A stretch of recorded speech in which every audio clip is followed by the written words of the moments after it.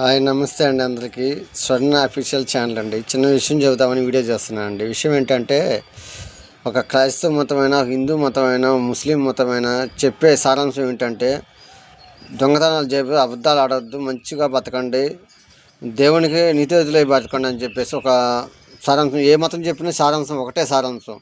కానీ జీవహింస చేరాదా, అది చేరాదని చెప్తారు.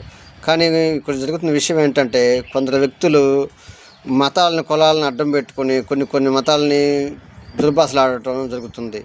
ఒకటి రాధాకృష్ణ మోహన్ ఆయన ఒక స్వామీజీ గారు, గురువు గారు, ఆయన పెద్దవాడి వయసులో. కానీ ఒక క్రైస్తవ మతస్థులని గొర్రెలను సంబోధించడం అది కరెక్ట్ అనే వారం కాదు.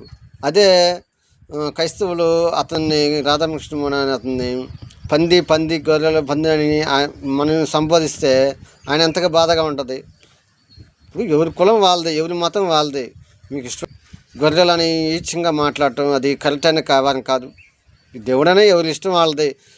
రాముడికి పూజించవచ్చు, క్రైస్తవుడు చర్చికి వెళ్ళొచ్చు, ముస్లిమ్స్ మసీదుకి వెళ్ళొచ్చు. అది ఎవరి ఇష్టాలో అని అనుసరించి ఉంటుంది. నీ మసీదులోకి వచ్చి నీ పూజలు ఏమైనా చేయట్లేదు కదండి.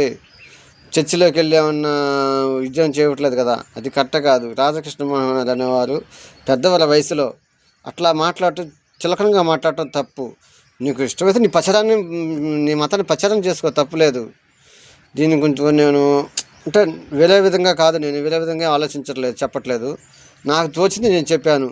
మీకు నచ్చితే ఓకే, నచ్చకపోతే స్కిప్ చేయండి. Okay friends.